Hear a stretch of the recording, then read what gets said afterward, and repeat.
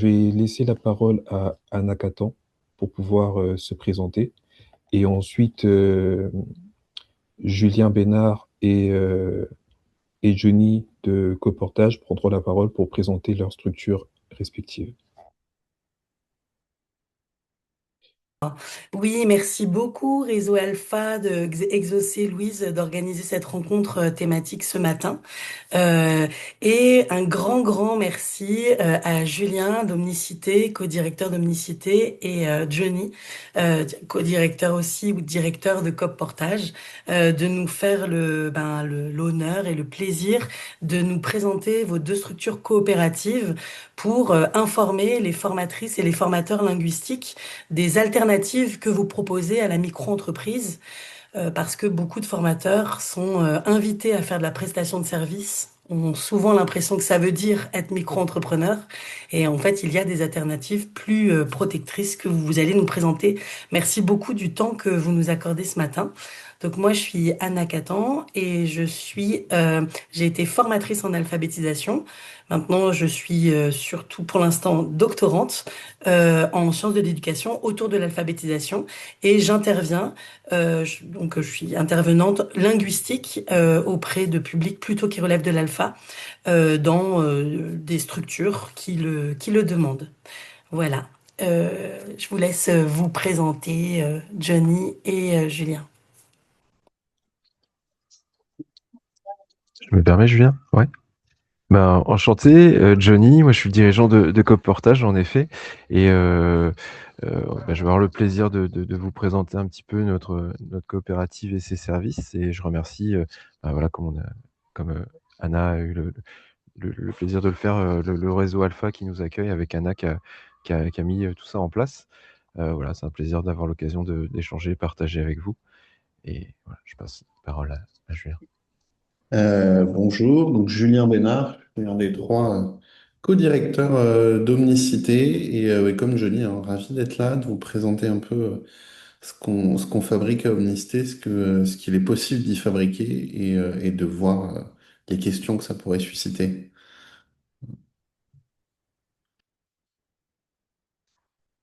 Donc, je me permets, du coup, j'enchaîne avec la présentation. Donc, je vais vous partager mon écran. Il y a un support. Moi, c'est vraiment une trame sur laquelle je m'appuie pour vous présenter un petit peu. Mais au-delà de ça, je pense que ce qui serait intéressant, c'est de réagir et on prendra du temps pour ça sur les questions, les réponses que vous pourrez avoir. Donc, n'hésitez pas, que ce soit dans le chat ou via prise de parole. Voilà, je pense que ce sera des moments certainement un peu plus intéressants et riches. Alors, hop, le temps de vous partager et de mettre aussi en plein écran. Est-ce que vous me confirmez que c'est bon? Le visu, vous devez avoir voilà, le bienvenue chez Coportage qui s'affiche. Si c'est tout bon, Ouais, je vais lancer. Oui, c'est oui. bon, ouais. C'est Ouais, bon, merci. super. Eh ben, parfait. Donc, alors pour vous présenter la structure, donc c'est une SCOP, une coopérative qui est jeune, qui a été créée en 2023, pour laquelle il y a mensuellement une centaine de collègues porteurs et porteuses de projets qui hébergent leur activité. Donc 100 à 120, parce que j'aurai l'occasion d'y revenir après, mais le, le, le, le, le volume est variable parce qu'on a une certaine souplesse que nous accorde notre fonctionnement social, le portage salarial, avec la possibilité d'héberger des activités, que ce soit aussi bien en CDI qu'en CDD. Donc ça explique un peu cette variation-là, en sachant qu'on a quand même 3 pôles principaux d'activité géographiques. D'un point de vue sectoriel, on a la convention collective et ses textes sont assez larges, donc il n'y a pas vraiment de restrictions, si ce n'est quelques professions réglementées. Donc de ce point de vue-là, il n'y a pas vraiment de limitation. Et géographiquement, bon, ça tombe bien, on est ici avec un public, je crois, majoritairement Île-de-France, mais on a à peu près un quart de notre masse salariale, de nos collègues qui sont sur ce territoire-là, un quart sur la Bretagne, un quart sur les Hauts-de-France, et le quart restant étant sur le reste du territoire. Et donc pour animer un petit peu toute cette vie de coopérative et accompagner nos porteurs et porteuses de projets. On est 5 personnes au sein de l'équipe permanente, 2 sur Île-de-France, 1 sur Bretagne, où on a un tiers-lieu aussi, et 2 sur les Hauts-de-France. Voilà. Donc, qu'est-ce que c'est? Qu'est-ce qu'on fait chez Coop Portage? Donc, je l'ai évoqué très brièvement, mais on héberge l'activité d'indépendants en se présentant comme une alternative à la micro, comme peuvent le faire aussi les CAE. Et en ça, donc, c'est des modèles enfin moi je co-promeus, puisque plus vertueux et qui permettent de mettre en avant l'entrepreneuriat salarié, ce qui est aussi bien, enfin, on agit en tant que porte-étendard sur ce point de vue-là, et en étant conscient du fait que c'est quelque chose de plus protecteur pour vos activités, plus que ne l'est du moins la micro. Donc qu'est-ce qu'on y fait? Eh ben, on partage principalement des outils, des moyens, des garanties. On mutualise, c'est un commun en fait, au service de vos activités. Comment on fait ça? Donc, par l'application d'une convention collective, d'un texte réglementaire, qui est donc la convention collective du portage salarial. Et comment ça se passe un petit peu dans les relations que vous pouvez avoir au quotidien, donc vous avec vos clients? Une relation tripartite un peu qui se met en place avec, comme c'est le cas jusqu'à présent, vous et vos ou votre client. Il peut y avoir une multitude de donneurs d'ordre, et puis donc un troisième acteur qui s'interpose en interfaçage avec les clients, qui est l'entreprise de portage ou la CAE aussi. Et donc dans ces cas de figure-là, on a des relations qui sont commerciales entre l'entreprise de portage et le client. Alors, devis ou contrat commercial qui donne lieu à de la facturation, d'une part. Et puis un contrat de travail, c'est cette partie-là qui est particulièrement importante entre la structure de portage ou la CAE, et donc qui joue le rôle, qui est employeur, et vous, qui êtes salarié porté ou entrepreneur salarié selon la terminologie qu'on utilise. Et tout l'intérêt de la chose, c'est qu'effectivement, vous continuez d'avoir une liberté, une autonomie très importante dans le cadre de vos missions, dans leur exécution, dans la prospection, mais en bénéficiant du coup du statut de salarié, ce qui est assez incongru quand on découvre un peu la chose, mais relativement protecteur. Voilà. Et effectivement, donc sur la partie entre le lien, vos clients, l'exécution de vos missions est totalement à votre liberté. Donc je reviens un petit peu sur ce que j'expliquais avec le précédent schéma. Donc une autonomie totale qui est laissée dans la prospection, la négociation, et la conduite de vos missions. Même dans on va dire la contractualisation, dans le sens où c'est vous qui dealez commercialement ce que vous voulez mettre en place, c'est les prestations que vous souhaitez valoriser à vos clients. Malgré tout, nous, on offre un cadre par rapport à ça, cadre contractuel et cadre via un outil en ligne qui vous permet justement d'émettre des devis sur base desquels les factures seront éditées. Donc il y a toute une partie que la structure gère, de cadre contractuel et administratif, qui va donc de la facturation jusqu'aux déclaratifs sociaux, et entre deux, l'embauche avec l'émission de contrat de travail, déclaration, etc. Ça induit aussi du coup une simplification au niveau comptable, avec le fait que vous ayez un outil de reporting et de suivi et de pilotage budgétaire pour savoir un petit peu où vous en êtes. Et voilà, vous avez fait tant de chiffres d'affaires, par rapport à ça, vous pouvez en disposer pour vous faire un salaire sur 1 ou X mois à venir pour vous rembourser des frais, etc. Vous avez cette liberté, cette autonomie-là, et voilà, et donc financier. CDD ou CDI, l'un ou l'autre. CDD, il est assez évident et simple. En tout cas pour le portage, il est plus indiqué pour de la monoclientèle sur une prestation donnée. Les subtilités que vous pouvez avoir par rapport au CDD de droit commun, malgré tout, c'est qu'il n'est pas obligé de stipuler une date de fin précise, parce qu'on n'a pas toujours de visibilité sur la fin des missions. Mais là, je suis plus dans une optique de CDD temps long, mais sur des CDD temps court, il n'y a pas de problème.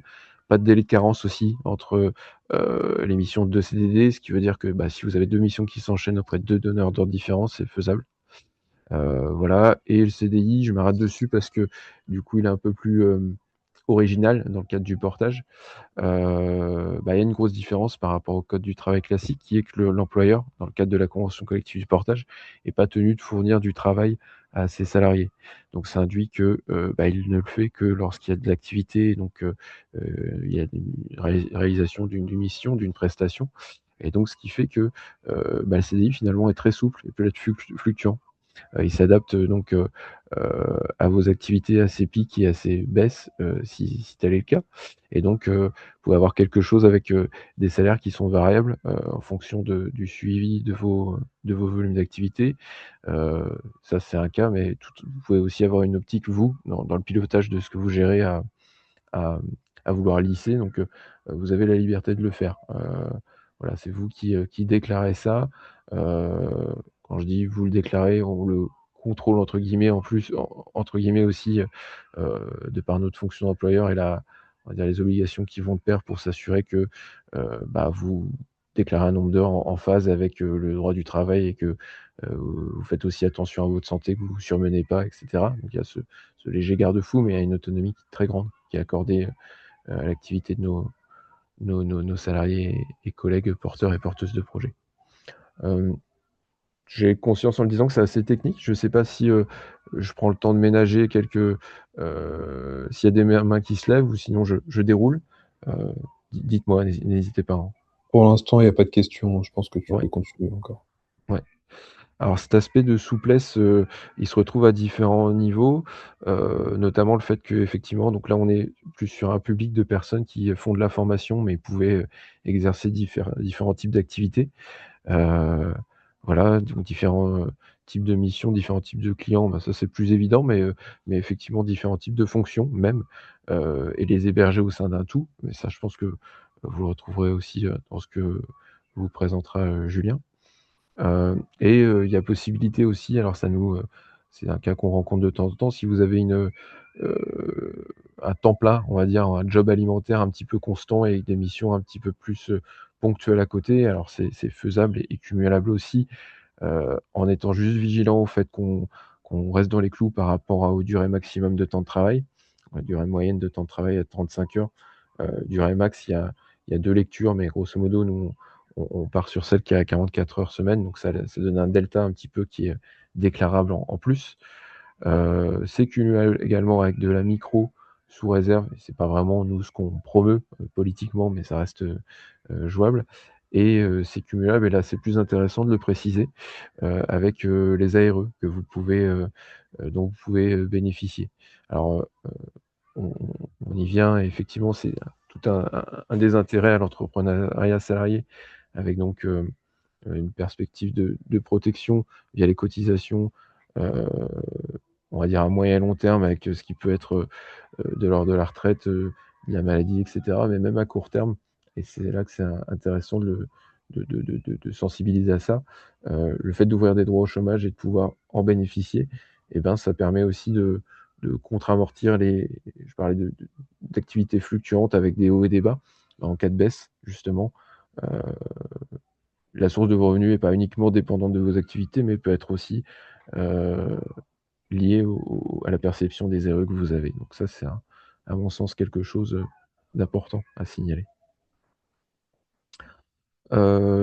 Soumis, en termes de déclaratif social au droit français, enfin, c'est contrat de travail et système social français, mais vous pouvez avoir des missions qui sont, à l'international. Donc, voilà, on a quelques-unes de nos collègues qui, bossent ponctuellement, heu, à l'étranger. Heu, conditions d'entrée, j'aime pas trop le terme, mais, juste pour sensibiliser au fait que, par le biais de, la convention collective, qu'on applique, il y a un minimum, qui est légèrement supérieur au SMIC à hauteur de 13,58, qui est fixe et qui est en fait sur une base de plafond de la sécurité sociale de 2017 et qui bouge pas donc, avec les revalorisations, successives du SMIC, ça va tendre quand même à se niveler, à se rapprocher. Là, c'est un montant qui est en brut, c'est assez technique. Pour donner un autre ordre d'idée, si on parle en montant facturé, ça fait à peu près du 20 €, 20 € hors taxe, de l'heure. Heu, on parle de mini, hein, donc effectivement, si vous facturez au-dessus, heu, très bien, voilà. Donc c'est vrai que pour revenir sur les notions d'hébergement, d'activité et de possibilités, ponctuelles avec le CDD, on est assez peu, regardant en termes de seuil. si ce n'est qu'on sensibilise si vous avez une activité qui est hébergée qui est hébergée à l'année, donc le plus souvent en CDI, c'est ce qui fait le plus sens. On sensibilise quand même au fait que, le CDI, du coup, on le propose pour des porteurs et porteuses de projets qui ont au moins une capacité à dégager 6 à 10 plutôt 1 000 € dans l'année, en sachant qu'en dessous, sinon, il y a un risque que, l'activité coûte, à la coopérative, et qui sont en fait son hébergement, pèse sur le commun en fait et sur l'ensemble des coopérateurs et coopératrices. Donc c'est pas on y sensibilise, voilà, c'est une question de responsabilité collective, c'est pas un facteur d'exclusion non plus. Alors on l'indique comme ça en disant que voilà, on est conscient que l'activité, peut être soumise à des aléas et qu'il y a pas toujours une maîtrise totale des événements et d'un contexte, mais au moins d'avoir cet élément-là en tête. Et dans ce cas-là, effectivement, si l'activité est un peu plus contrainte et disparate, on peut orienter vers un CDD dans ce type de cas de figure. Ça peut répondre à ces cas de figure. Alors, quels sont les différents avantages induits? Donc on avance le salaire et il est payé en fin de mois, quand bien même donc la récupération de créances met un petit peu plus de temps auprès de vos clients. On peut vous demander un coup de pouce quand ça traîne quand même un petit peu. Alors nous, on fait, les relances et tout ça, mais c'est vrai que, c'est pas toujours évident pour les clients et les clientes, de voir un tiers justement, même si vous avez pris le soin de leur expliquer qu'ils ont vu des devis avant de voir la facture. Mais, on peut vous demander un coup de pouce pour fluidifier un peu les relations, mais il y a quand même ce confort induit par l'avance de salaire.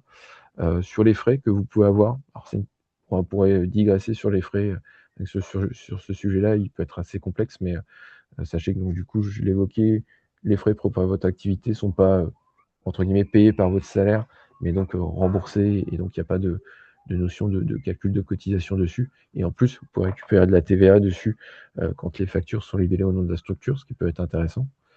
Le fait d'être, salarié, ça ouvre aussi des droits à la formation. Là, tout de suite, bah, ce midi, on a rendez-vous avec notre OPCO, avec, une des collègues élues du personnel pour un peu clarifier ça, voir comment ça va se passer pour 2026. Le régime social du salariat en soi, j'en parlais, il est relativement, c'est ce qu'il y a de mieux, voilà, en termes de protection sociale. La dimension assurantielle, hem, elle se lie aussi, par le biais d'une assurance responsabilité civile, auquel a souscrit la coopérative et donc qui est partagée, mutualisée à l'ensemble des porteurs et porteuses de projets, ce qui fait des coûts, individualisés moindres, pardon. Et puis on propose également, une mutuelle, voire une prévoyance si c'est pas spécifié dessus. Donc, mutuelle en tant que salarié, il y a possibilité aussi par extension, heu, d'y inclure les membres de votre foyer. Et puis la visite médicale aussi pour s'assurer de votre bonne capacité à pouvoir, exercer votre activité. Alors des outils de gestion, c'est voilà, un outillage en ligne qui vous permet, de gérer cette partie d'activité-là. Notamment, je m'arrête sur le dernier outil simulation de salaire qui est assez intéressant et important pour savoir vraiment, alors de niveau de lecture, vous pouvez partir de votre net, à dire: «Voilà, je souhaite un net de temps, combien il faut que je facture?» ou alors, à l'inverse, si je sais que je vais avoir une mission, facturée à temps, qu'est-ce que je peux espérer en faire? Comment je peux dispatcher ça sur 1 ou 2 mois, ou plus? Enfin voilà, vous avez ces outils-là qui vous permettent un peu de jauger ces éléments.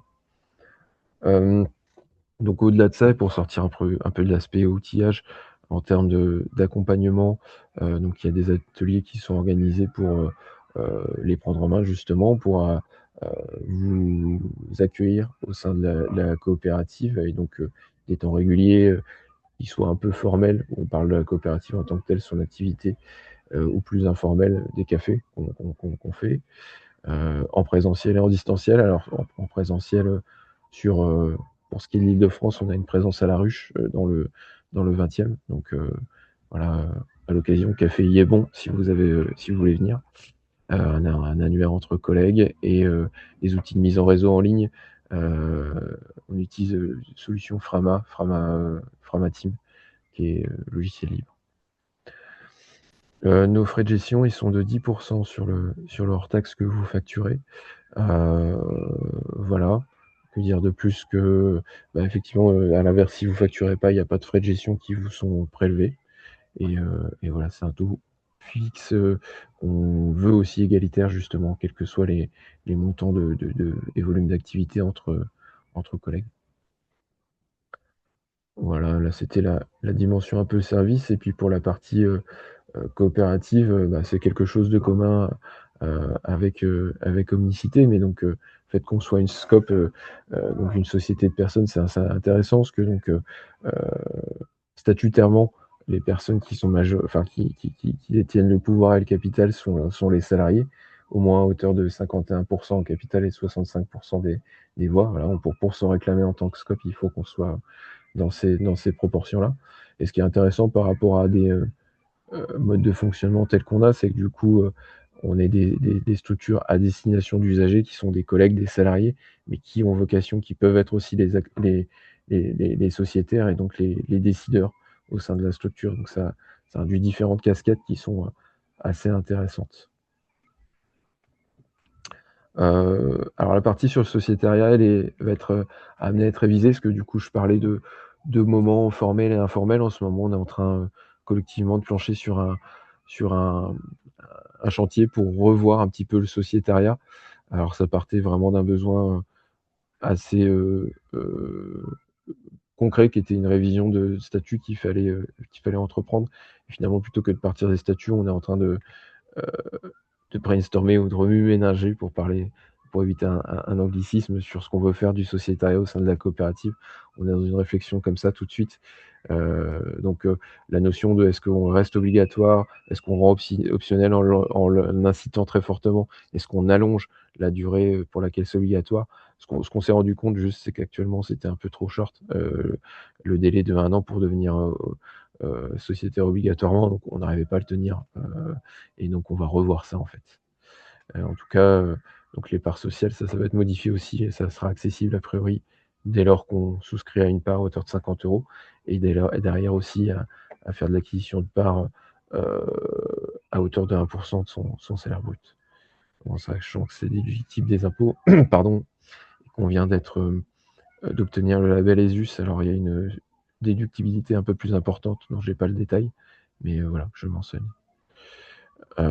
Voilà, qu'est-ce que ça induit d'être dans une coopérative? Donc, un fonctionnement qui est, de fait, plus horizontal. Le fait que, vous bossez pas pour, des actionnaires que vous connaissez pas nécessairement, mais ça peut être vous, justement et donc vous pouvez être, au sein de cette structure, partie prenante, à hauteur de la volonté d'engagement que vous voulez, mais donc jusqu'à associer et donc, la valeur y est partagée.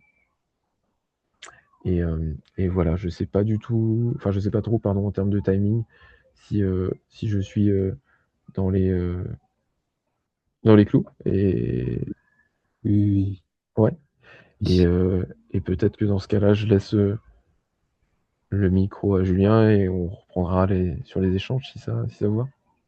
Ça marche, oui, on fait ça. Merci beaucoup.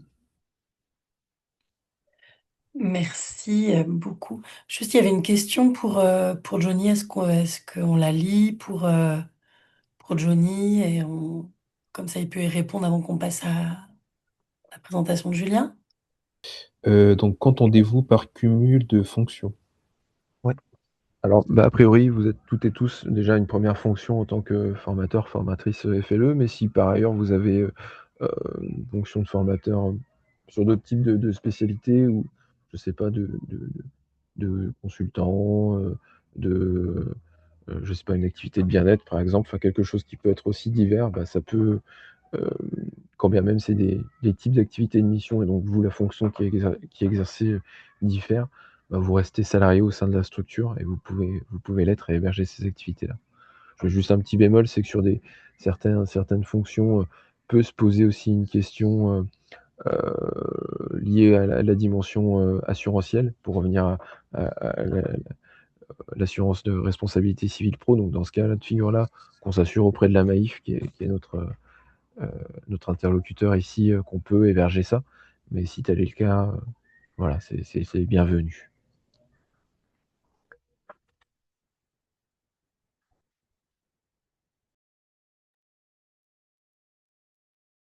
Est-ce que ça répond à la question? En tout cas, merci beaucoup Johnny pour cette présentation. C'était très intéressant. Donc là, on va passer du coup à la présentation d'Omnicité par Julien Bénard. Et alors, c'est parti. Tac, tac. Hop.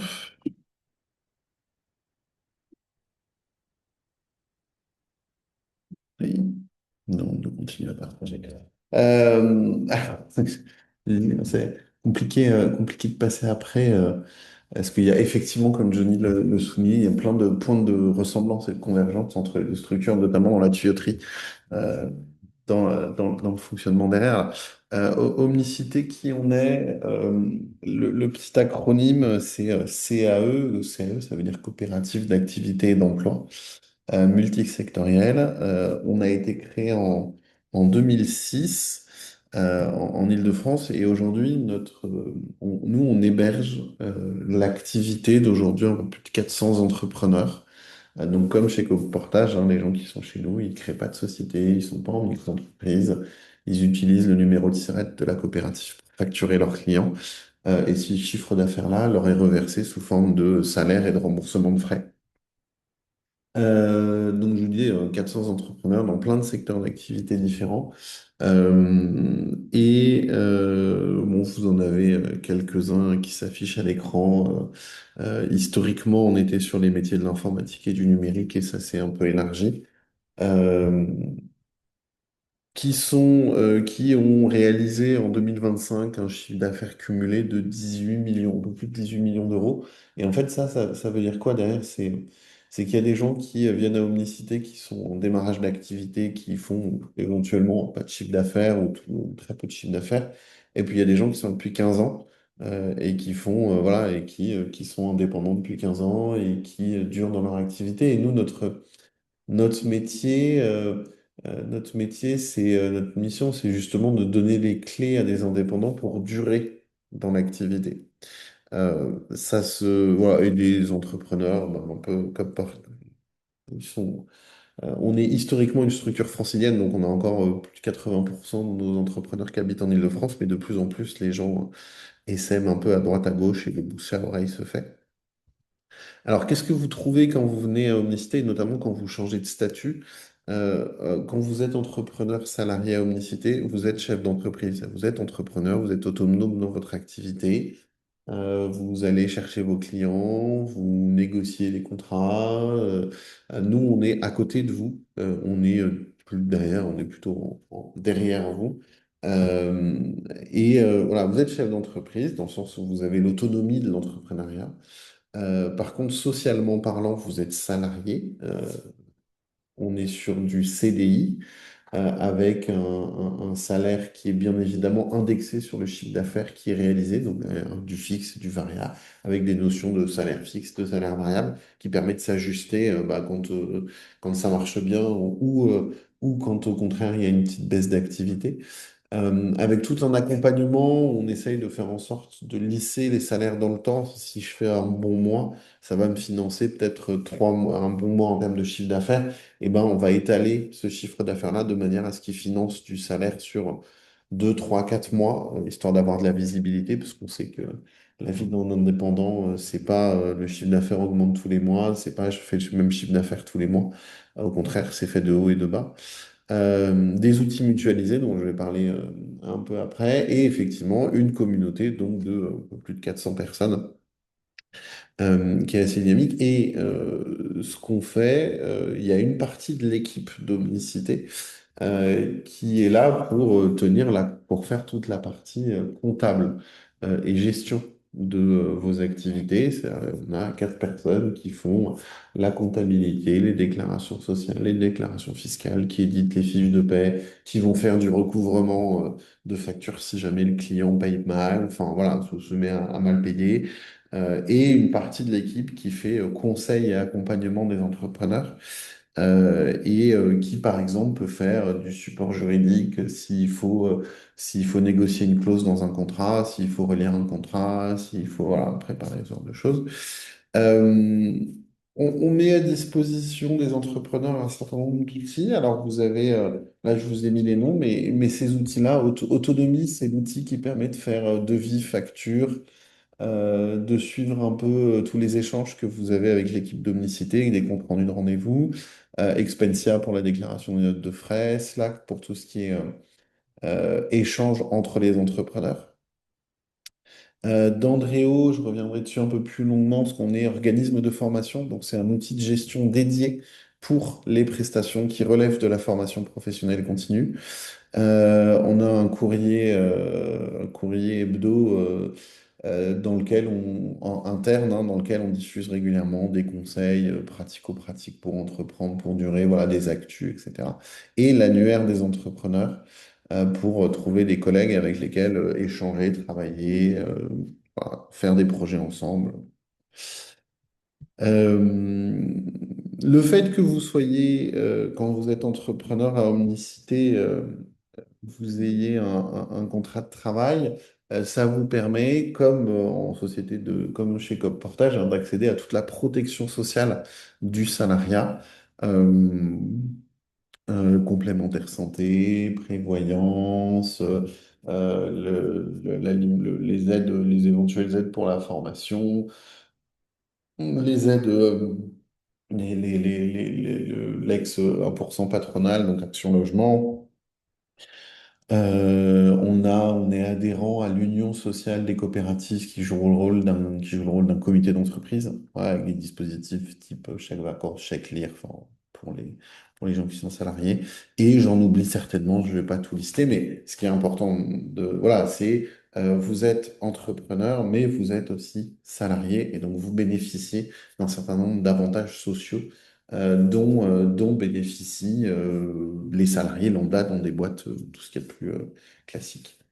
Deuxième, après la dimension gestion administrative et comptable, la dimension protection sociale, vous avez aussi Omnicité. Le métier d'Omnicité, c'est vraiment d'accompagner des entrepreneurs dans la pérennisation de leur activité. Et ça repose sur euh, un panel de formation qui s'affiche ici sur les fondamentaux de qu'est-ce que c'est qu'entreprendre. Entreprendre, c'est piloter une activité avec des chiffres. Entreprendre, c'est une posture. Entreprendre, c'est aller chercher des clients. C'est communiquer.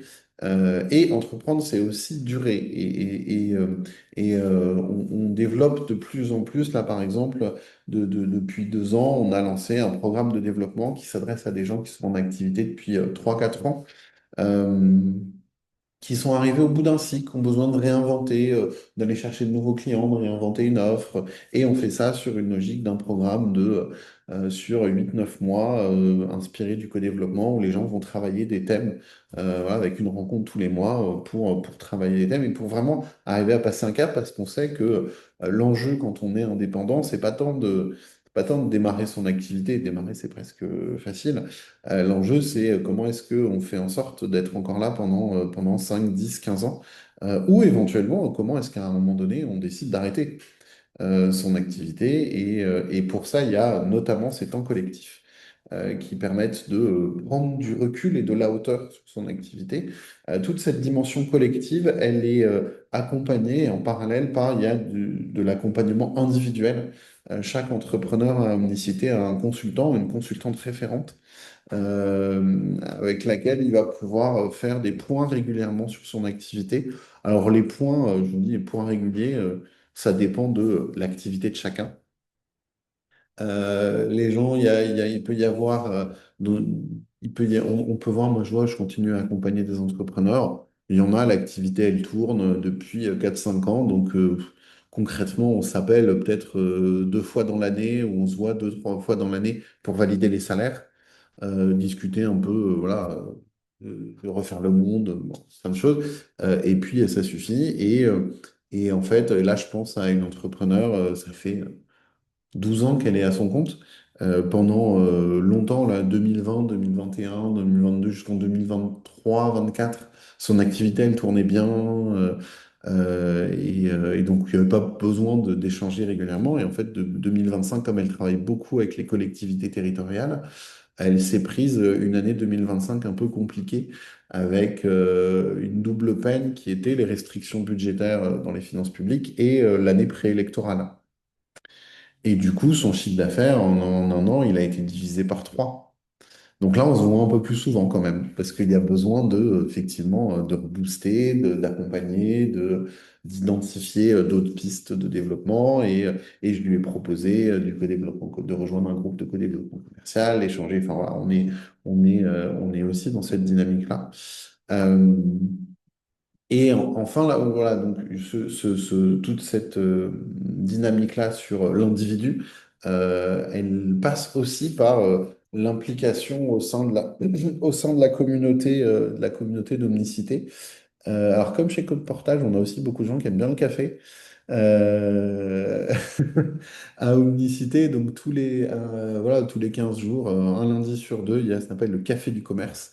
Alors, on ne se retrouve pas physiquement au même endroit, hein. Là, c'est un café virtuel, mais c'est quelque chose qui a démarré pendant le premier confinement là, en 2020, pour voilà, un peu échange de réseau, échange de contacts autour d'un café, chacun a sa tasse de café en visio. Mais c'est aussi régulièrement des rencontres physiques, voilà, des petits déjeuners thématiques, là on teste aussi des after-work, on a 4 5 fois dans l'année, on a des nocturnes. Le principe de la nocturne, c'est une thématique liée à l'entrepreneuriat sur lequel on prend de la hauteur. Alors on a des formats où on fait plutôt intervenir des grands témoins. Et on a des formats où on est plutôt intelligence collective et on travaille un sujet à 60 70. Voilà, la prochaine nocturne étant de mémoire mardi prochain sur la thématique de la relation client. Voilà, on fait intervenir Lucas Baldinger. Enfin, d'ailleurs, les nocturnes sont ouvertes, hein, c'est pour ça que je vous en parle. C'est parce que si vous voulez, vous pouvez retrouver sur le site d'Omnicité les infos sur les différentes nocturnes. Euh, et toute cette dynamique collective, elle repose aussi, c'est juste un des items de la diapo, mais qui est très important, c'est les labos et rencontres métiers. Je vous disais, il y a 400 entrepreneurs dans la coopérative. Ils font bien évidemment pas tous le même métier, ils travaillent pas tous dans le même secteur d'activité, mais il y a quand même des pôles qui se structurent. Et donc, il y a une animation de ce qu'on appelle les labos métiers. Aujourd'hui, ceux qui sont très actifs, on a la communication, on a la RSE, on a la formation, on a le numérique, on a l'intelligence collective. En fait, ces labos métiers, l'animation de ces labos, elle est portée par les entrepreneurs, pour les entrepreneurs. Euh, et l'idée, c'est de faire se rencontrer les personnes qui ont le même métier, qui travaillent sur le même secteur d'activité, pour se connaître, éventuellement on reste une coopérative d'entrepreneurs, donc un des objectifs, c'est quand même, à un moment donné, de travailler ensemble, pourquoi pas d'aller chercher du business ensemble, mais il n'y a pas d'obligation à travailler avec d'autres. Voilà, il faut aussi dire que il y a Omnicité des gens qui viennent parce que le statut leur convient et qui vont participer à des plans collectifs, mais pas plus s'impliquer que ça dans le collectif. Et à l'inverse, il y a des gens qui vont énormément s'impliquer dans le collectif. Voilà, la- la- la- il n'y a pas d'obligation d'engagement. Et l'engagement est vraiment à la hauteur de ce que chacun est en capacité d'apporter ou de faire. Et souvent dans ces labos, il y a ce dernier item là, qui sont les ateliers entrepreneurs. C'est je suis entrepreneur, je veux tester une nouvelle offre ou je veux faire découvrir à d'autres mon activité. Ben, je propose de le faire auprès de mes collègues. Voilà, de le faire entre pairs, sachant que c'est toujours plus intéressant, notamment quand on fait du test, par exemple sur la formation, de tester une formation, de se planter devant ses collègues que de se planter devant ses clients. Voilà, ça permet. Euh, Très concrètement, alors comme portage, on est sur une contribution qui est à 10% de la marge brute, ce qui correspond dans la majorité du temps à 10% du chiffre d'affaires. Et je ne vais pas rentrer dans les détails techniques de comment on passe du chiffre d'affaires au salaire, mais le ratio à retenir, grosso modo, vous récupérez en net dans votre poche la moitié de ce que vous facturez. Voilà. Il y a 10% de contribution à la coopérative, plus ou moins 40% de cotisation sociale en fonction du salaire. On n'est pas, les coopératives d'activité et d'emploi, Unicité n'est pas rattachée à une convention collective. Donc c'est vrai qu'on peut avoir des salaires qui sont vraiment, on peut descendre sur le niveau du SMIC sur les salaires, et auquel cas on n'a pas 40% de cotisation sociale, on est plutôt à 25-30. Tout comme on a des gens qui ont des très très gros salaires avec le statut cadre, et là on va être plutôt à 40-45% de cotisation sociale. Mais en moyenne, voilà, on récupère euh, la moitié de ce qu'on facture sous forme de salaire net et de remboursement de frais. Ce qui est en fait la proportion, quand on compare toutes choses égales par ailleurs, ce qui est en fait la proportion qu'on retrouve potentiellement, voire même en micro-entreprise ou en SASU, bah, en micro-entreprise, il y a moins de cotisations sociales, mais comme on ne peut pas se faire rembourser ses frais, bah, finalement, le reste à vivre, il est peut-être de 50% de ce qu'on facture, en fonction de la situation de chacun. Enfin, alors, petit focus, organisme de formation. On est organisme de formation depuis 2007, certifié Calliope. Évidemment, j'ai fait depuis, on est certifié depuis 2021. On a déjà eu la certification renouvelée en 2024, et la semaine dernière, mercredi, jeudi dernier, j'étais en audit de surveillance Calliope. Voilà, on est vraiment en plein dedans.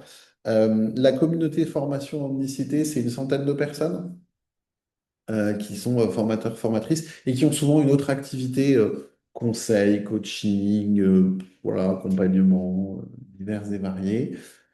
C'est une communauté très impliquée, très engagée. On a quelques, enfin, je veux dire, on a deux, trois formatrices FLE déjà dans la coopérative. Euh, et par contre, quand vous rentrez à Omnicité, vous intégrez pas tout de suite l'organisme de formation. Il y a un petit parcours d'intégration dont je vais vous parler. Euh, une fois que vous avez intégré l'organisme de formation, bah, voilà, vous avez intégré Omnicité. Euh, il y a des sessions d'information régulières sur comment je fais partie de l'organisme de formation. Un diagnostic formation avec votre consultant ou votre consultante. L'idée étant de voir s'il y a un vrai projet entrepreneurial dans la formation, parce que concrètement, avec Calliope, c'est un peu ambitieux de se dire je deviens formateur ou formatrice pour faire 2 formations dans l'année. Voilà, il y a quand même une exigence réglementaire qui fait qu'il faut que le jeu en vaille la chandelle. Une fois qu'il y a eu ce diagnostic et que, au niveau de l'équipe conseil, on a dit OK, il y a un vrai projet entrepreneurial dans la formation, où il y a déjà même de l'activité, et donc on y va. Vous êtes mis en relation avec un formateur ou une formatrice référente qui va vous accompagner pour préparer un comité de validation. Ce comité de validation, il vient valider une personne, il vient valider que la personne qui passe au comité a les compétences métiers, pédagogiques pour exercer dans la formation, a une connaissance du référentiel Calliope et va jouer le jeu du collectif. Parce que, à savoir que dans nos structures, comme Portage ou Omnicité, bah, il y a une responsabilité collective. Nous partageons le même numéro de SIRET, et donc ce que fait l'un, potentiellement, peut engager tout le collectif. Bah, quand ça va donc quand il y en a un qui développe son activité, bah, ça crée de la richesse et ça bénéficie au collectif. Mais s'il y a quelqu'un qui fait une boulette, et ben ça peut mettre en danger le collectif. Et c'est pareil pour l'organisme de formation. Nous partageons tous le même numéro de déclaration d'activité, et nous partageons tous la même certification Calliope. Le comité, il est mensuel. Un des prérequis pour passer le principal prérequis pour passer le comité, c'est d'avoir une prestation de formation euh, à venir très prochainement, voire sur le point de démarrer.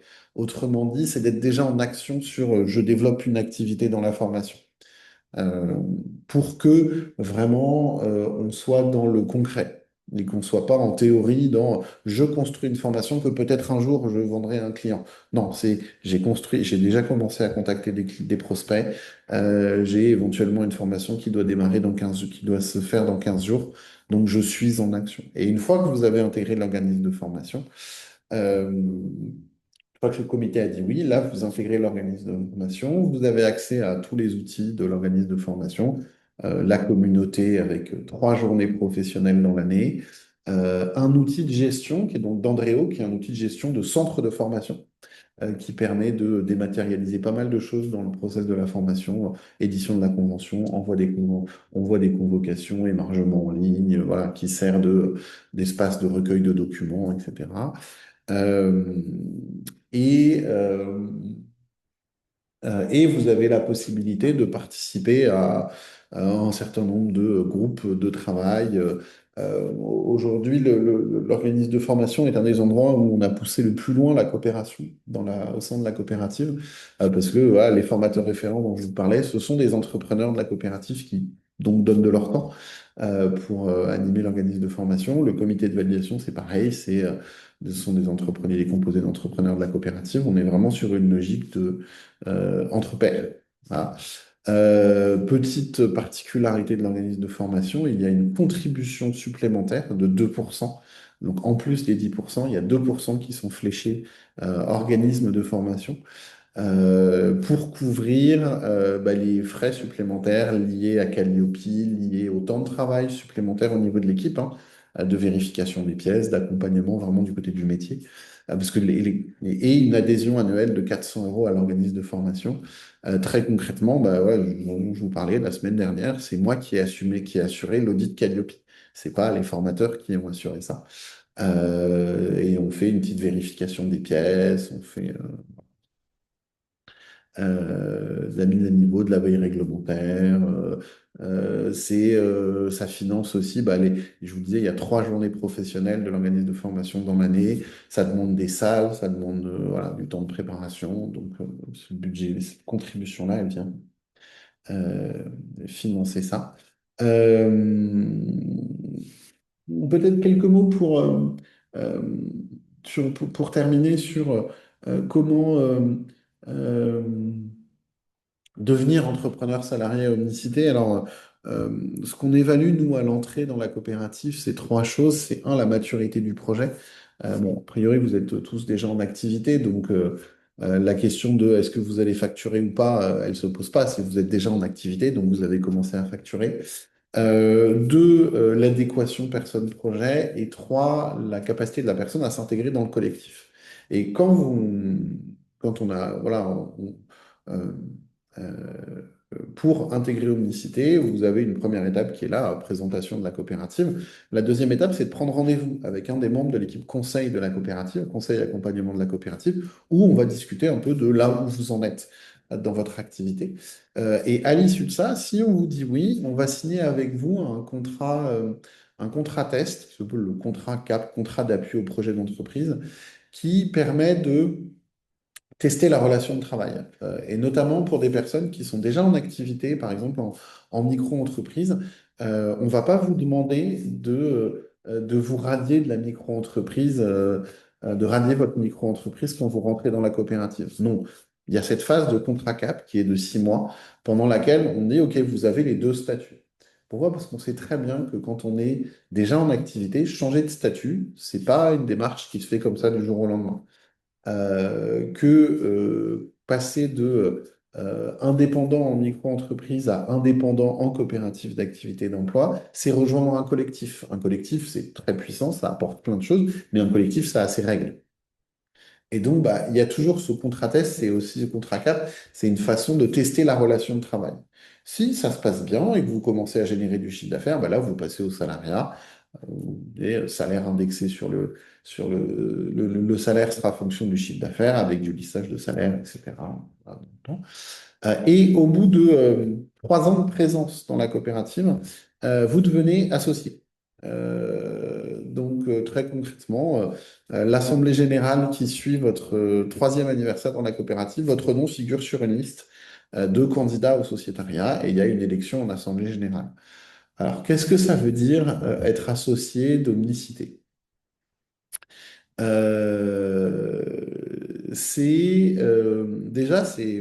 c'est la possibilité de prendre part à un certain nombre de grandes décisions structurantes au sein de la coopérative. La plus structurante d'entre elles étant tous les ans, les associés votent le taux de contribution coopérative. Les fameux 10% dont je vous parlais, 10% dont je vous parlais tout à l'heure. Ça, c'est voté tous les ans en assemblée générale. Donc, c'est vraiment les entrepreneurs de la coopérative qui décident combien ils mettent dans le pot commun. Parce que, bien évidemment, aujourd'hui, on est à 170 associés, il y en a 90%, ce sont des entrepreneurs salariés de la coopérative. C'est la possibilité de se saisir de tel ou tel dossier qui concerne, là par exemple, on a un groupe d'associés qui travaille sur le sujet du handicap. On a un groupe d'associés qui travaille sur comment est-ce qu'on peut mieux valoriser tous les engagements RSE d'Omnicité, qui se sont posé la question de est-ce que Omnicité ne devrait pas devenir entreprise à mission? On a des associés qui ont passé en revue tous les outils d'épargne salariale de la coopérative. On a des associés qui sont plutôt sur comment est-ce qu'on on est plus comment est-ce qu'on devient des ambassadeurs d'Omnicité. Encore une fois, c'est une possibilité, ce n'est pas une obligation. Il y a des associés qui considèrent que leur contribution à Omnicité, c'est de développer de l'activité et d'apporter, donc, et de venir renforcer économiquement la coopérative. Et ça nous va très bien. Toutes les formes d'engagement sont louables et sont valables au sein de la coopérative. Et il y a des gens qui vont fortement s'engager à un moment donné, et puis qui vont dire, là, j'ai besoin de lever le pied parce qu'en fait, j'ai d'autres priorités professionnelles ou personnelles. Et c'est très bien, il n'y a pas de souci. Par contre, ce qui est sûr, c'est que au fondement du projet d'Omnicité, il y a quand même cette dimension-là ce sont les entrepreneurs qui décident, qui mettent au pot commun et qui décident collectivement de quelle forme ils veulent donner à leur entreprise. L'objectif de tout ça et de ce projet-là d'Omnicité, c'est voilà, la mission qui s'affiche à l'écran, c'est créer les conditions d'une vraie liberté d'action dans l'économie d'aujourd'hui, à la fois par de la mutualisation d'outils, à la fois par une communauté vivante et dynamique. Nous, on est persuadés que euh, on est convaincu que c'est la réussite individuelle de chacun des membres d'Omnicité qui va faire la force du collectif et qui va prouver que le projet collectif et que la mutualisation permise au sein d'Omnicité est une réussite. Et je vais m'arrêter là. Merci beaucoup. Merci beaucoup, Julien, pour cette présentation qui était tout Merci. aussi intéressante et complète que la précédente. Donc là, on va donner la parole à Anna pour qu'elle puisse nous parler un peu de son témoignage sur le sujet. Et n'hésitez pas aussi, si vous avez des questions, à les mettre dans le chat ou vous les poserez à la fin enfin, lorsque Anna aura fini de parler. Et n'hésitez pas aussi à nous dire d'où vous nous écrivez, ce que vous faites et quel est votre parcours, ça nous intéresse. Je vais laisser la parole à Anna. Oui, merci beaucoup. Merci Julien. Merci beaucoup Exaucé. Je vais pas prendre la parole longtemps. C'est vraiment mon idée, c'était de faire une transition entre les présentations de Johnny et Julien et vos questions.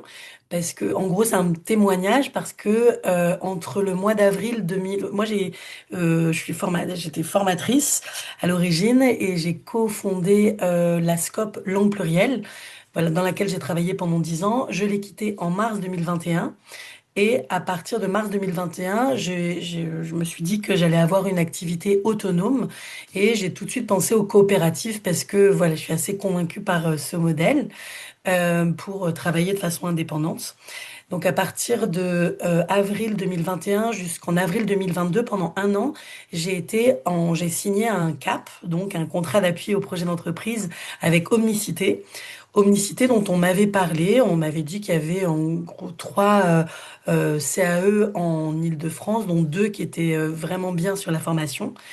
C'était donc Omnicité et Copanam. Et j'avais choisi Omnicité parce que il y avait moins de monde qu'à Copanam et que l'organisme de formation ouais, m'attirait beaucoup.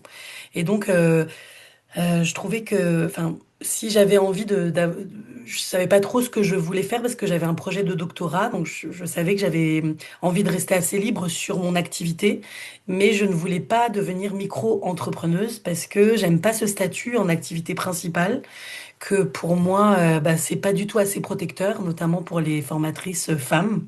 Et j'avais envie d'un statut protecteur. Et je trouve que dans le milieu de la formation linguistique pour adultes migrants, il n'y a pas forcément le souci du contrat de travail des formatrices et des formateurs, alors que on demande aux formatrices et formateurs d'avoir un master 2, de travailler beaucoup dans des conditions souvent difficiles. Donc je trouvais que bah, c'était bien d'être soutenu en termes de voilà de droit au travail. Donc j'ai d'abord signé un CAP en 2 fois 6 mois. Ça a été très facile en fait après la réunion d'information. J'ai eu un premier rendez-vous avec une personne de l'équipe d'appui. Et voilà, j'ai signé un CAP. La particularité du CAP, donc au tout début, enfin la particularité du CAP, moi à ce moment-là j'étais demandeuse d'emploi, je percevais l'ARE, donc une indemnité Pôle Emploi, et quand j'étais en CAP, donc quand je travaillais, donc quand j'avais des missions, je facturais grâce aux outils d'Omnicité. Et le devis, la facture, donc j'ai été formée, donc toutes les formations dont vous parlez, Julien, c'est des formations qui nous apprennent à, en gros, fixer un prix, faire un devis, une facture, toutes ces choses-là. Moi, je me sentais vraiment nulle là-dedans, et il y a vraiment des outils super pratiques qui permettent de bah, faire des devis, des factures sans avoir à se poser trop de questions. Et il se trouve que les clients que j'avais, payaient directement Omnicité, donc c'était le RIB d'Omnicité qui était donné. Moi, je faisais pas de transactions et je recevais pas d'argent sur mon compte pendant le CAP. Et du coup, au Pôle emploi, c'était assez facile. Je disais, et c'était entendu avec le conseiller Pôle emploi, je disais que je ne travaillais pas. En fait, je déclarais pas pendant mon CAP d'activité professionnelle et je touchais mon indemnité Pôle emploi. Donc ça permet pendant le CAP, quand on est demandeur d'emploi, c'est autre chose, je suppose, quand on est micro-entrepreneur déjà. Moi, voilà. Donc ça permet en fait de constituer une espèce de trésorerie.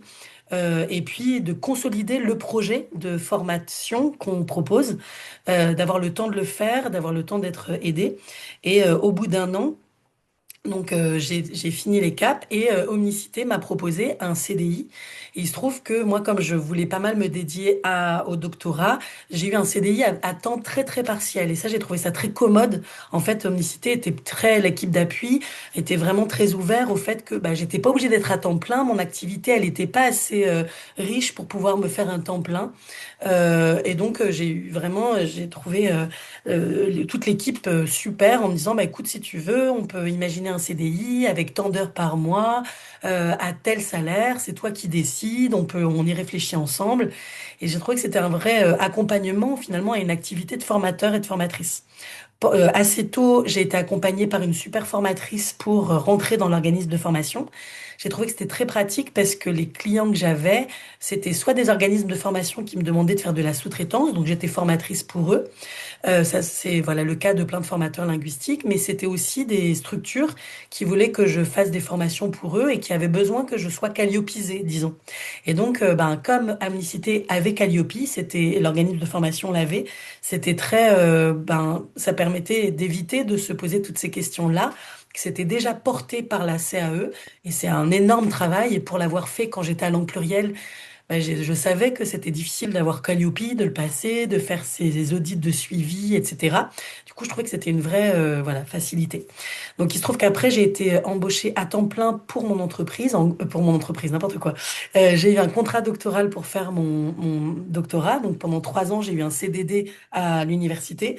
Donc là, j'ai dû rompre le contrat avec Omnicité dans le cadre d'une rupture conventionnelle, pareil, avec tous les droits que ça suppose, c'est-à-dire une fin de contrat, voilà, des indemnités de fin de contrat. Donc c'est très protecteur aussi.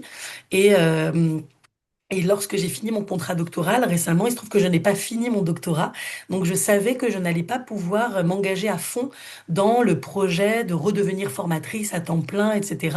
Donc j'ai choisi de passer en portage salarial pour cette partie-là, et après avoir découvert que Coop Portage existait en tant que coopérative de portage. Je pense que vraiment j'aime beaucoup les coopératives.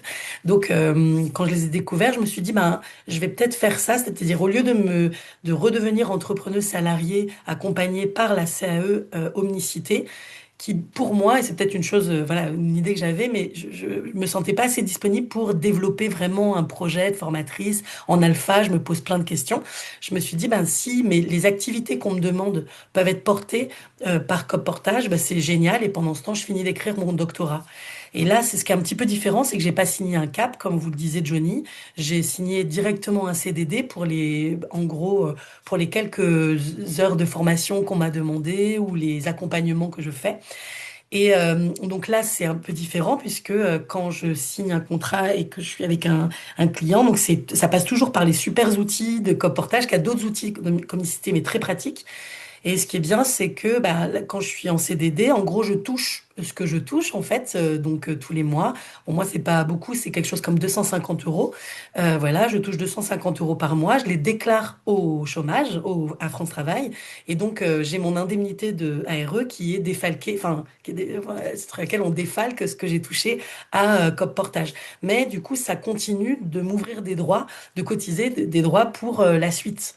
Donc, donc, dans la comparaison que je peux faire, en tout cas pour moi, dans l'expérience que j'ai eue, c'est que quand j'étais à Omnicité, j'ai vraiment réfléchi, ça a été l'occasion de réfléchir à la façon de me sentir indépendante dans mon activité, de pouvoir, est-ce que j'avais envie finalement d'être salariée d'une structure ou de continuer d'avoir des missions indépendantes, ce qui me permettait de travailler avec plusieurs structures, mais sans être soumise à la précarité de notre milieu de travail, à des salaires très bas, etc.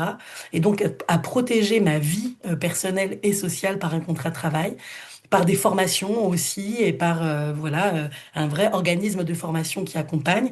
Et là, avec Coportage, je me sens aussi en sécurité avec le contrat de travail, avec l'accompagnement qui est proposé, et je sens que je peux ne pas avoir beaucoup de contrats, de travail, c'est pas grave parce que pour l'instant je suis dans une phase de transition, et je verrai en septembre si je cherche un travail à temps plein ou si je continue bah, d'être soit portée par Cop Portage, ou soit je me réembarque dans une aventure de formatrice salariée indépendante avec Omnicité. Voilà.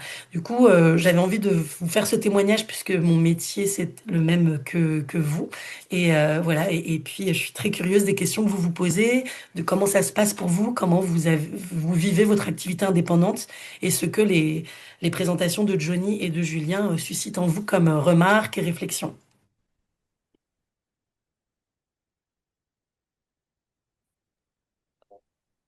Merci Anna pour ces témoignages. Donc, est-ce qu'il y a des questions dans le chat ou si vous pouvez directement prendre la parole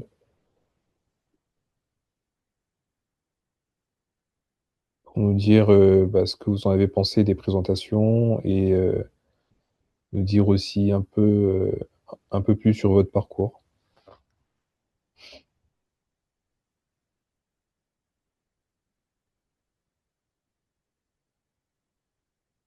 Oui, n'hésitez pas à nous dire aussi ce qui vous a amené à cette rencontre et en quoi les présentations, elles répondent à des questions que vous vous posez, à une certaine forme de précarité que vous vivez ou pas.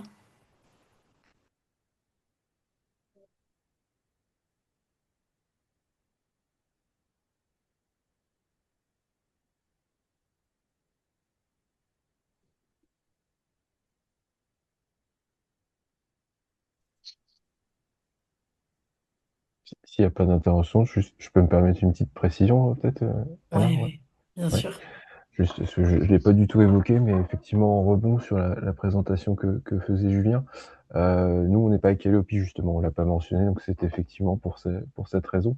Mais on est néanmoins un organisme de formation avec un numéro NDA, donc voilà, pour le pointer comme un élément différenciant, donc ce qui nous permet de facturer avec la TVA à 0%, et dans les cas de sous-traitance notamment, ça fonctionne très bien, mais les enjeux de financement derrière sont quelque chose desquels on est un peu plus exclu, n'étant pas Calliope, même si, euh, bah voilà, ça illustre un peu notre fonctionnement coopératif.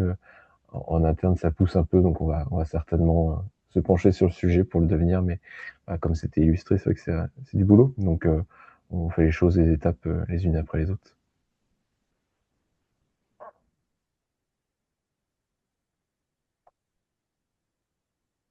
J'ai une première question à vous poser, peut-être à tous les deux. Euh, Est-ce que, donc dans le secteur de la formation linguistique, quand on est formateur en français, en alphabétisation, on est souvent soumis au tarif qui est proposé par les clients, qui sont donc les employeurs. Et c'est voilà parfois, enfin souvent des tarifs voilà qu'on peut pas du tout négocier et qui font que en passant par une structure comme la vôtre, ça peut faire un net qui fait peur. C'est-à-dire que du coup, si la structure qui embauche propose de payer, de facturer, je sais pas, 30 euros de l'heure, ça veut dire que le formateur, la formatrice sait qu'il a dans sa poche 15 euros de l'heure. Alors qu'en micro-entreprise, il a la sensation, ou elle a la sensation de d'avoir un petit peu plus d'argent dans sa poche. Voilà. Comment, qu'est-ce que, enfin voilà, comment vous pensez que vos structures, elles peuvent aider en fait à bah, soit contribuer à la réflexion sur ces tarifications très basses qui sont proposées par les clients, soit comment vous pouvez rassurer peut-être des formateurs et formatrices sur le fait que bah, entre les cotisations sociales et la part qui est demandée aux coopératives, ça reste quelque chose de protecteur de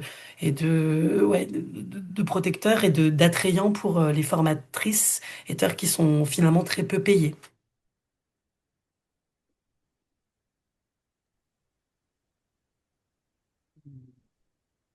Mm. Alors, clairement, on n'a pas de baguette magique pour que les donneurs d'ordre augmentent leur prix juste parce que vous êtes à code portage ou publicité. Enfin, je pense que ça, malheureusement, enfin, c'est la réalité c'est la réalité du secteur. Par contre, euh, ce que peux dire, c'est que, je pense qu'en intégrant nos structures, euh, vous vous donnez aussi, enfin l'une de nos structures, l'une ou l'autre, vous vous donnez aussi la possibilité de pouvoir à un moment donné développer de l'activité en direct. Et donc c'est un levier aussi pour justement améliorer ses revenus que de se dire bah, je vais aller chercher, moi je pense nous, nos formatrices nos formatrices en langue, elles ont beaucoup d'activités en sous-traitance, mais elles ont aussi quelques clients en direct. Et en fait, c'est et c'est par ça aussi que ça peut passer l'amélioration des revenus. Après, oui, c'est sûr que quand on compare la micro-entreprise à n'importe quel statut de société, on se dit, mince, en termes de cotisation sociale, j'y perds. Euh, oui, et en même temps, qu'est-ce que vous gagnez?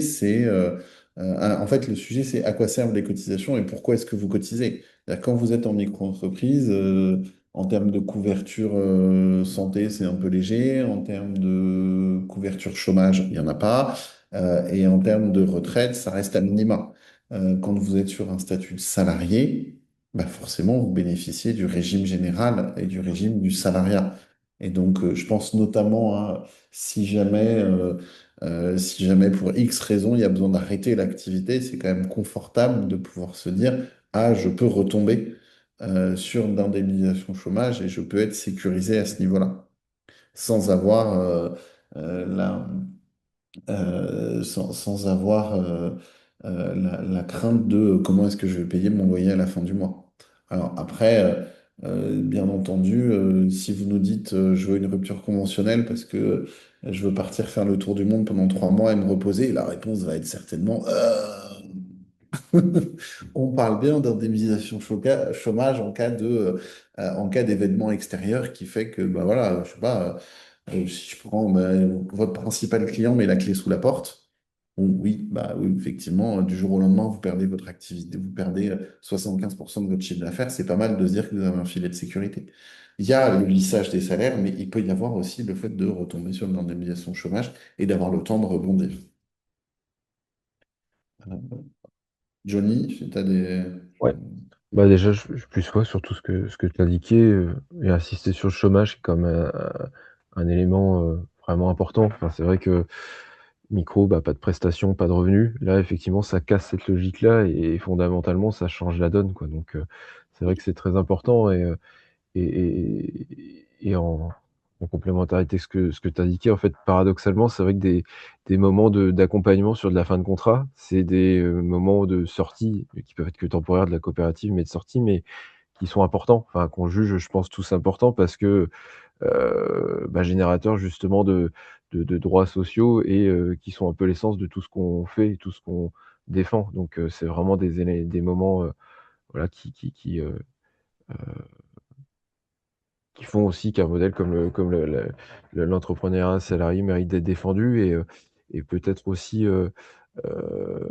insister sur le fait alors, pour changer d'angle sur ce que peut représenter le poids des cotisations, mais aussi conscientiser au fait que oui, il y a un ensemble de coûts annexes que vous pouvez avoir à titre individuel, que vous avez plus ou moins à supporter, via un mode d'entrepreneuriat collectif comme l'assurance, un comptable si vous en avez, les frais bancaires, les frais de mutuelle, tout ça, c'est vrai effectivement des et alors ça se voit pas sur votre bulletin de salaire en tant que tel, mais c'est quand même, en termes de poids budgétaire des éléments d'importance et puis les frais, on les a évoqués aussi, brièvement. Alors je pense l'un et l'autre, on a, des garde-fous aussi à dire qu'on défend quand même un mode qui est quand même, voilà, ce que vous dégagez, le fruit de votre facturation et de vos prestations, ça a vocation à devenir du salaire en premier lieu.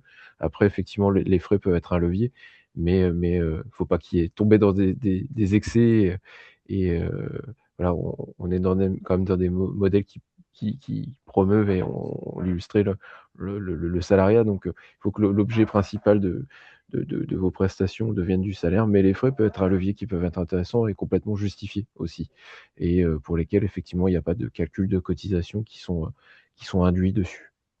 Voilà. Merci beaucoup.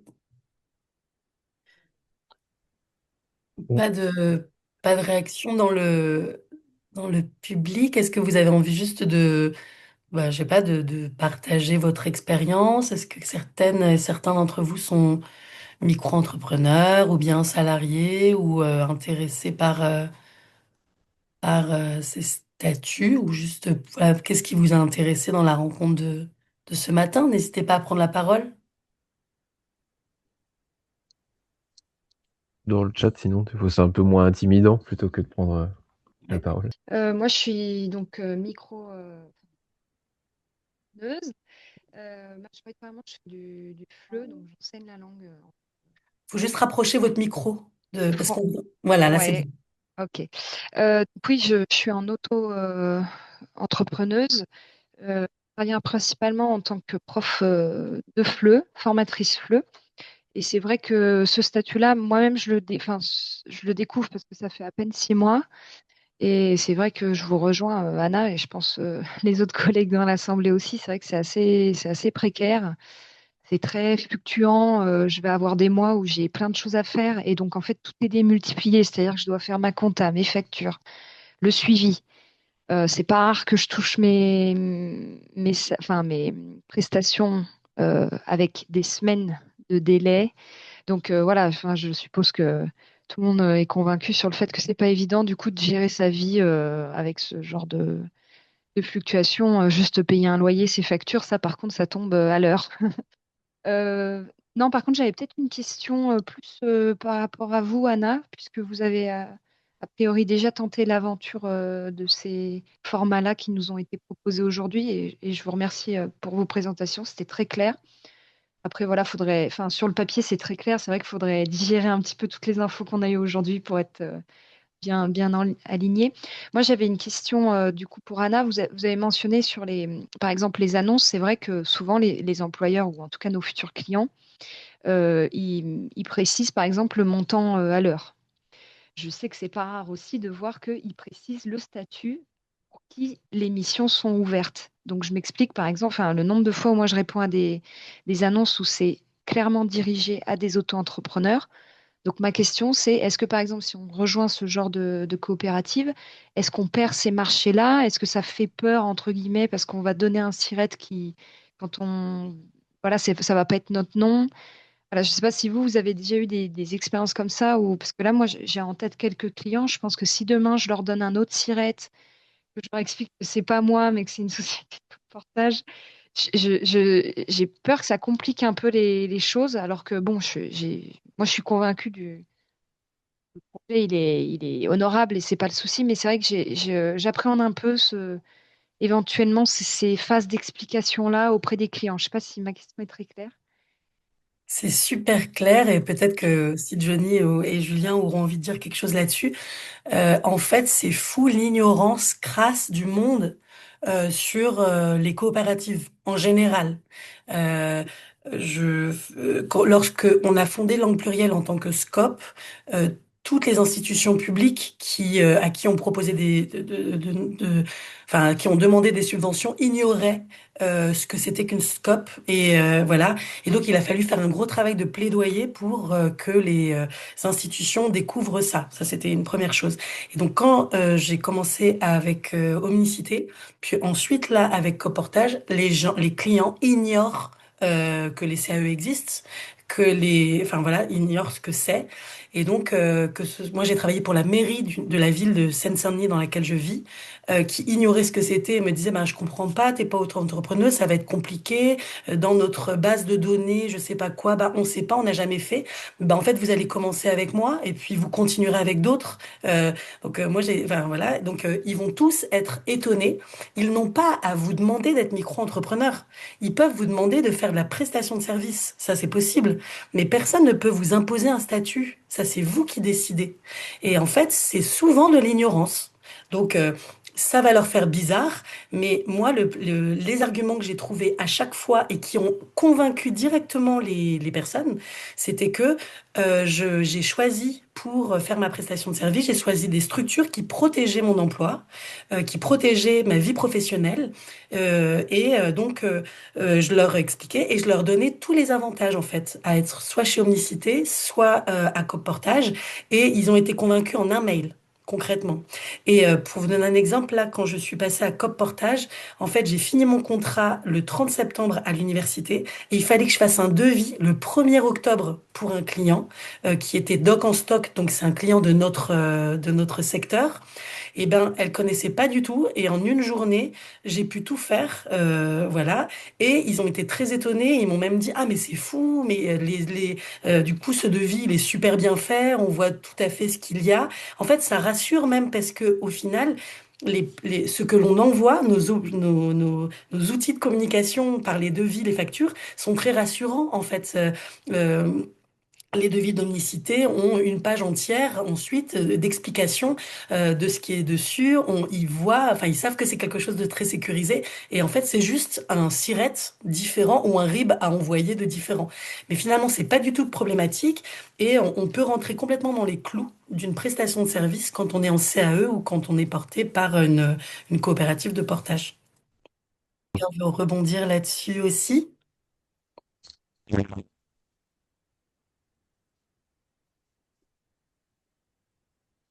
Tu veux que j'y aille également, Anna? Ouais. Oui, oui, oui. Ouais, le témoignage le plus parlant et le plus intéressant, c'était certainement le tien, parce qu'effectivement, on est plus difficilement en tant qu'indépendante dans ce type de situation-là, mais du point de vue On t'entend plus très bien, Johnny. Enfin, ouais, c'est mieux sans micro. le parasitage externe. Non, je tiens à indiquer que souvent l'enjeu et l'intérêt pour les clients, c'est la simplicité. Effectivement, ils veulent pas les contraintes liées au fait de devoir salarier, embaucher une personne et en soi juste payer une facture. Donc, la situation est la même. En fait, il y a juste une facture qui est émise et il y a cette même simplicité-là. Si vous avez des clients qui sont des institutionnels, la partie des pots de facture sur Chorus et tout ça, c'est des éléments qu'on gère aussi.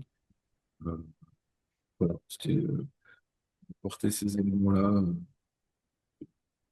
Et c'est quand même satisfait d'entendre que le fait que tu indiques ce mode ce choix qui est aussi un choix de protection, les clients ils sont sensibles et c'est assez chouette quand même et tout, même si je peux entendre que pour certains c'est peut-être un argument un peu plus c'est au moins d'écho.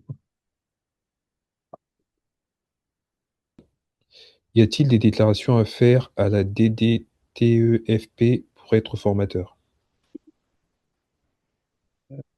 Ben non, justement. En fait, c'est tout l'intérêt de rejoindre une de nos deux structures, c'est que les déclarations, elles sont faites par les structures.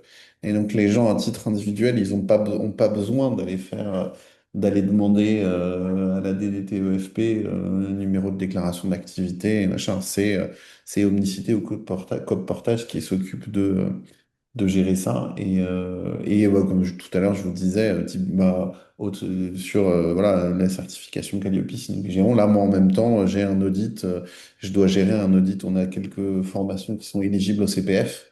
Je dois gérer un audit de la Caisse des dépôts sur nos formations CPF. Et en fait, ce qui est intéressant, c'est quand je me place du point de vue de l'entrepreneur, il y a quelqu'un qui fait tampon, parce que bon, là, dialoguer avec la Caisse des dépôts, c'est jamais très agréable. Et puis quand on est entrepreneur, c'est pas forcément notre passion. Voilà, par contre, on vient faire tampon. Alors on mobilise les entrepreneurs, hein, parce qu'il y a toujours besoin de pièces supplémentaires, etc. Mais peut-être je veux rebondir sur la question d'avant, sur l'histoire des clients qui nous imposent le statut. C'est déjà arrivé, hein. Nous, on a déjà eu des clients qui imposaient absolument, qui voulaient absolument bosser avec des gens en micro-entreprise. Alors, il y en a où on a réussi à négocier à ce que ce ne soit pas le cas. Voilà, où à un moment donné, souvent, on sort la carte de un des membres de l'équipe de direction d'Omnicité qui passe un coup de fil au client. Voilà, c'est à un moment donné, quand on sort les galons, et ça peut débloquer des choses. Mais je sais qu'une fois, on n'a pas réussi et c'était un non ferme et définitif et on ne comprend pas pourquoi. Et oui, je suis d'accord, normalement, un donneur d'ordre n'a pas à imposer un statut à, à un sous-traitant. Maintenant, le fait d'être à Omnicité ou Coop Portage, ça permet justement de, ça vous donne des billes dans un éventuel rapport de force. Il faut savoir que quand vous êtes en micro-entreprise, qu'est-ce qui se dit le donneur d'ordre? Il dit c'est bon, je suis face à une entrepreneur toute seule, de toute façon, elle ne viendra pas m'embêter si, par exemple, je paye ses factures à 6 mois, si, machin. Voilà. Vous êtes à Omnicité ou Coop Portage, nous, il y a des services comptables. Et donc, si le client il décide de mal payer, il y a le comptable qui va passer un coup de fil. Si la négociation se tend, on peut éventuellement intervenir. Et donc, vous n'êtes pas tout seul. Et donc, tout l'enjeu de nos structures, c'est vraiment de rééquilibrer la relation entre un donneur d'ordre et son prestataire. Et de dire aux donneurs d'ordre que bah non, ils ne peuvent pas tout faire. Alors oui, c'est moins agréable pour eux, hein, c'est sûr que ça les embête un peu, mais en même temps, il n'y a pas de raison que parce que vous êtes tout seul, vous ne soyez pas un peu protégé.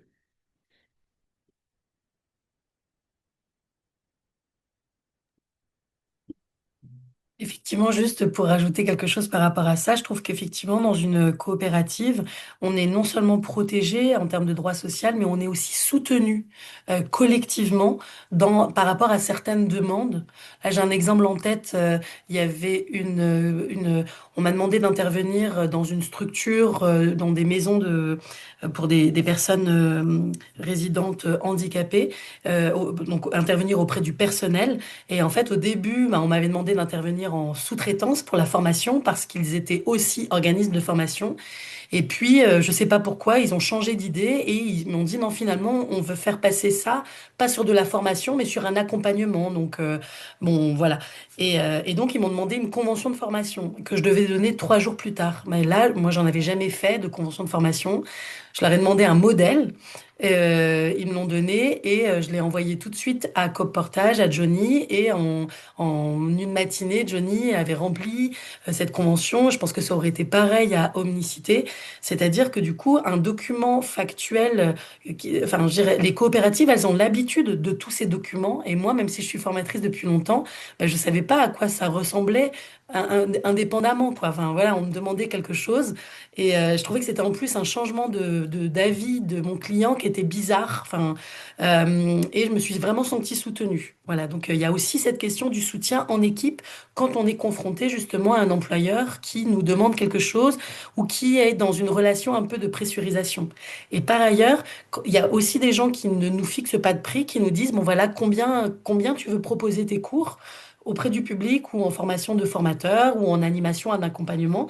Bah, l'équipe d'appui peut nous aider vraiment à fixer des prix en disant des choses sur lesquelles on n'est pas formé quand on est formateur en français, vraiment sur le fait que même ça peut être décrédibilisant pour un formateur de fixer un prix trop bas. Et que ça a un intérêt de fixer un prix qui respecte l'expérience de la personne et qui respecte aussi le travail qu'elle fait. Ben ça, moi, je l'ai appris en unicité, par exemple. Je ne savais pas, dans mon ignorance et dans le milieu dans lequel j'évoluais, qui est un milieu dans lequel on a l'habitude d'être mal payé. Et voilà, du coup, de façon presque un peu militante, il y a aussi moyen dans une coopérative d'avoir des arguments pour sortir d'une certaine précarité des formateurs et aussi du public qui est accompagné dans nos formations.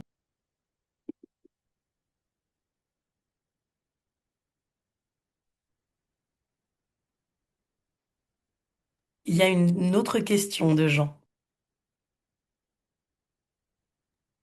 Il y a une autre question de Jean et il se demande est-ce que est-ce que si on n'a pas encore commencé son activité, on peut déjà signer un contrat avec vous dans la mesure où on a une perspective de commencer son activité?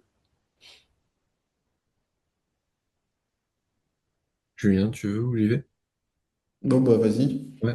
Euh, Nous, l'intégration en tant que telle, si on peut parler d'intégration, elle se fait vraiment au moment où effectivement la négo est en cours et en fait on va être au stade où faut envoyer un devis au client. Donc on ouvre l'accès à l'outil en ligne à ce moment-là et voilà, c'est le devis, c'est le retour du devis signé, c'est l'engagement du client qui va venir acter, formaliser la chose et à partir de laquelle on va formaliser la mise en place du contrat de travail.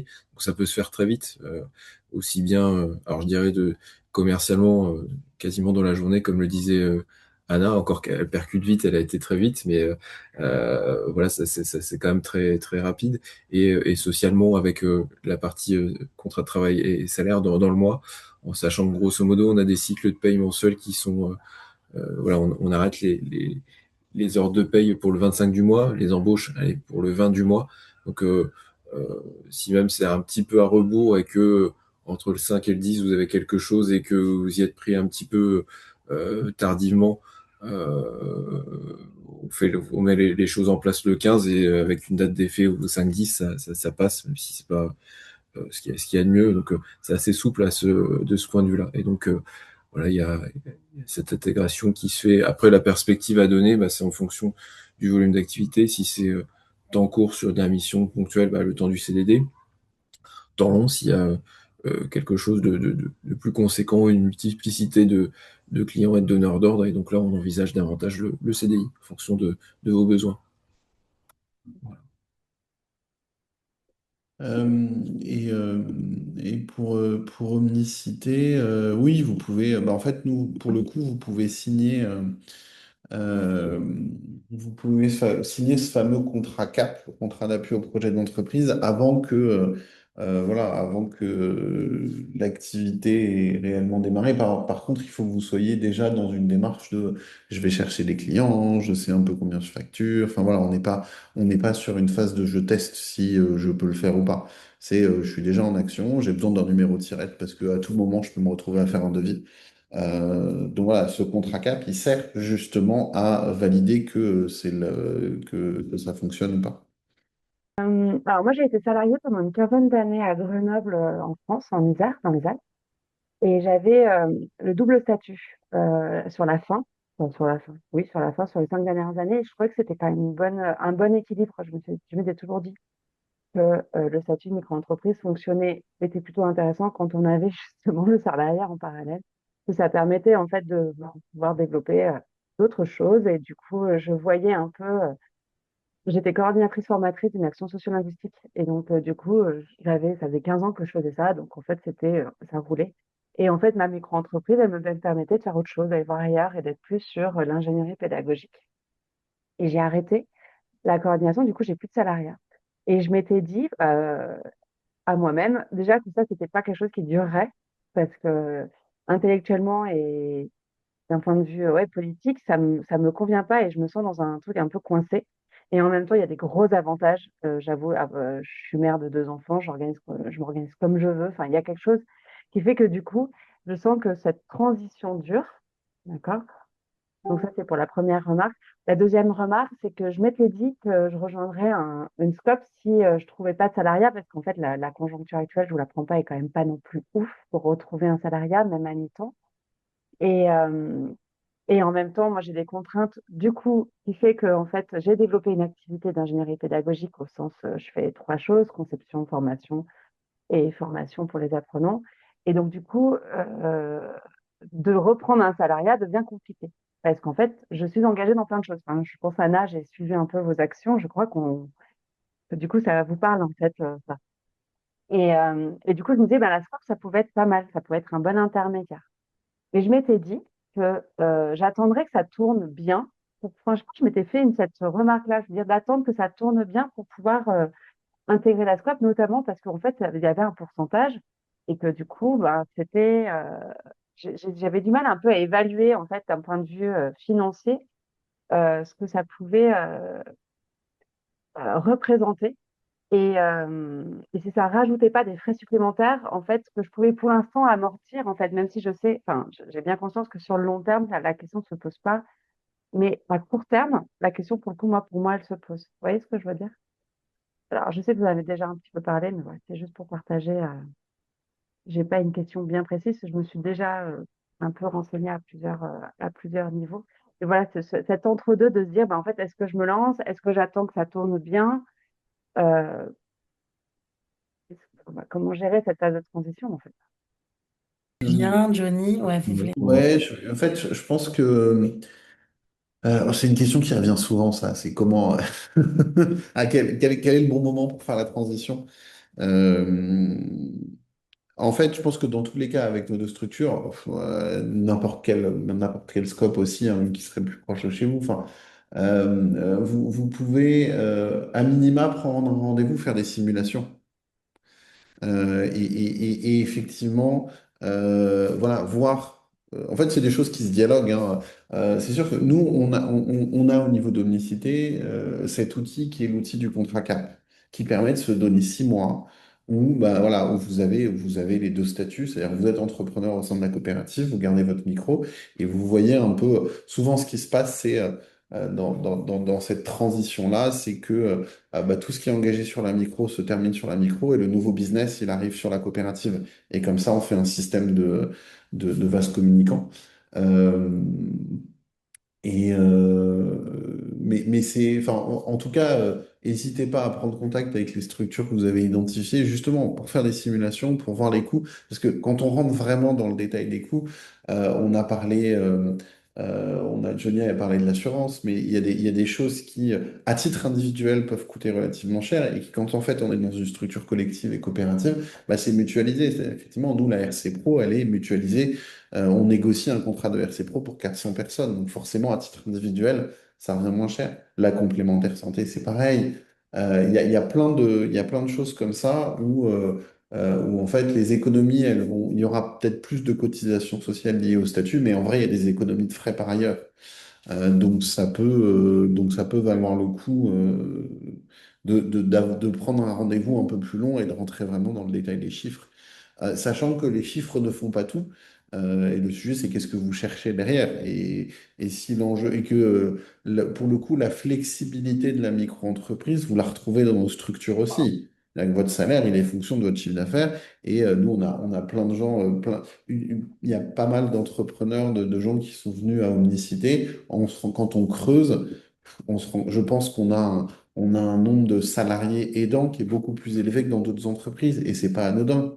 Parce qu'effectivement, pourquoi on se met à son compte, c'est aussi parce qu'on a besoin c'est une des motivations. Ça peut être parce que j'ai besoin de m'occuper d'une personne dans ma famille qui est pas bien, ou juste effectivement, bah, j'ai des enfants, j'ai besoin de me libérer du temps et j'ai besoin de flexibilité. Et c'est là où vous êtes entrepreneur. C'est-à-dire que vous êtes complètement autonome dans votre temps de travail et dans votre activité. On a des gens, sur leur fiche de paie, ils sont à temps plein. Dans la réalité, ils bossent le trois quarts du temps seulement. Ils ont cette chance-là. Et on a des gens aussi, ils bossent sur leur fiche de paie, ils sont à mi-temps. La réalité, c'est qu'ils bossent à plus qu'un temps plein. Ouais, non, effectivement, sur le point de vue technique aussi, je crois que de toute façon, il y a un replay, c'est enregistré, et ce sera librement accessible. Et moi, j'avais tout à fait entendu ce que disait Julien, dans lequel je me reconnais de la même manière. Effectivement, faut essayer, ne serait-ce que oui, visualiser, voir aussi en termes de montant de salaire net escompté, est-ce qu'on est en phase avec ce que vous pouvez aussi espérer. Mais l'aspect, effectivement, liberté et équilibre vie perso, vie pro, il y a, vous gardez les mêmes, les, les- les mêmes possibilités de ce point de vue-là. Donc, euh, c'est intéressant aussi en ça. Enfin, voilà.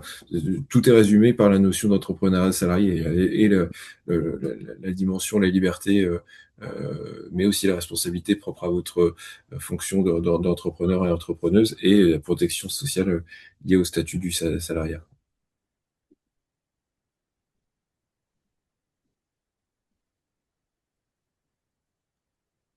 Oui, je voulais juste compléter sur le fait que, en fait, il y a pas mal de personnes qui se demandent, enfin, qui ont l'impression que les 10% pris par les coopératives, c'est vraiment les 10% de trop, en fait. Et en fait, il se trouve qu'il y a tellement, enfin, je veux dire, l'équipe d'appui fait tellement tout que c'est pas du tout une question en fait. Et en plus, on sait à quoi s'attendre puisque effectivement, en gros, sur notre compte en net, on touche en général la moitié de ce qu'on a facturé. Donc c'est aussi une façon de, enfin, en sachant que on sait ce qu'on touche en net, mais que dans notre fiche de paye, c'est plus que ça, puisque dans cet argent, enfin, on a aussi une cotisation chômage, cotisation retraite, une mutuelle, en fait, une protection sociale qui n'a pas de prix, enfin, je veux dire, qui est quand même hyper importante. Euh, et par contre, j'ai une question pour compléter la question d'Ophélie, qui est que quand quelqu'un est déjà micro-entrepreneur et qu'il n'a plus d'indemnité chômage, comment cette personne fait pour être en cap? Là, c'est pour toi, Julien. Comment elle fait pour être en cap pendant les 6 mois de son cap, en fait? Parce que du coup, ça veut dire que ce qu'elle touche ne rentre plus dans sa trésorerie à elle. Comment elle fait pour vivre pendant les 6 mois du cap? Puisque moi, je sais que j'ai pu vivre pendant ces 1 an de cap grâce à mes indemnités chômage. Mais du coup, ça se passe comment pour quelqu'un qui est en micro-entreprise? Alors, bon, déjà, je vais rebondir sur un tic de langage, mais que tout le monde fait, hein. C'est-à-dire que c'est pas la coopérative qui prend les 10%. Oui, oui. C'est pour ça que nous, on utilise le terme de contribution coopérative. On est vraiment, et j'insiste, c'est pas une fleur de langage, non, non, c'est vraiment, en fait, c'est tout ce qu'il y a c'est tout ce que ça veut dire derrière en termes de philosophie. On est vraiment dans des structures où ce sont des entrepreneurs qui mettent dans un pot commun pour disposer d'outils. Et parce qu'en fait, quand on est indépendant, en vrai, on a besoin d'un outil. On a besoin d'un outil de facturation. On a besoin d'un comptable.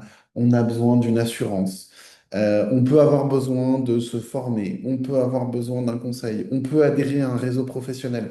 Donc, en vrai, les 10% qu'on verse à la coopérative, quand on est indépendant et quand on n'est pas dans une structure comme une coopérative, en vrai, on les a, ces charges-là. C'est juste qu'on les met ailleurs et qu'elles sont dispersées. C'est vrai que nous, on est victime un peu, nous, de notre côté offre tout en un. Et donc forcément, quand on met le tout en un, d'un coup, on se dit, oh, c'est 10%. Alors que quand c'est saucissonné entre plein de petites prestations, on ne fait pas l'addition et on se rend compte que, enfin, il faut savoir que n'importe quelle entreprise a des frais de structure de 15 à 20%. Donc, finalement, 10%, c'est pas cher.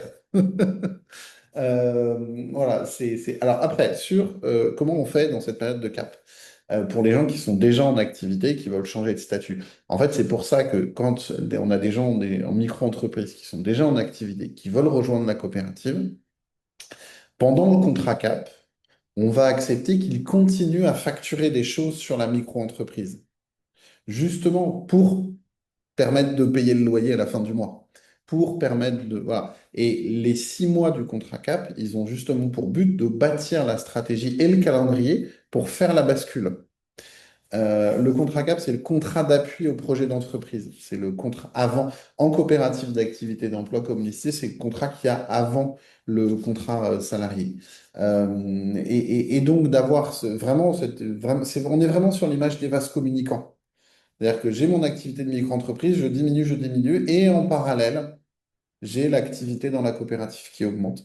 Et donc, on va par exemple pouvoir commencer sur un salaire qui est relativement bas, et au fur et à mesure, l'activité sur l'activité sur la micro baisse, et hop, le salaire au sein de la coopérative monte. Et donc, à un moment donné, l'activité sur la micro-entreprise va s'arrêter, et là, ce sera tout sur le salaire. Et notre objectif n'est pas de mettre les gens en difficulté économique. Voilà, c'est une transition qui se fait. Moi, j'ai vécu une fois, j'ai accompagné une entrepreneur, elle avait une SASU, elle a arrêté la SASU avant d'arriver dans la coopérative, elle a liquidé sa SASU avant d'arriver dans la coopérative. Elle n'avait pas un matelas de sécurité très important, elle avait besoin d'un salaire assez important. Par contre, je peux vous dire que les 3, 4 premiers mois, ça a été hyper compliqué, économiquement parlant pour elle.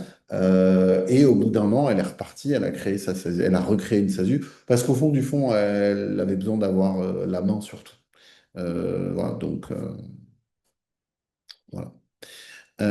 Et oui, l'objectif, c'est de fermer la micro-entreprise à la fin de la transition entre les deux statuts, sauf si vous décidez de garder sur la micro-entreprise une activité qui n'a strictement rien à voir avec celle que vous exercez au sein de la coopérative.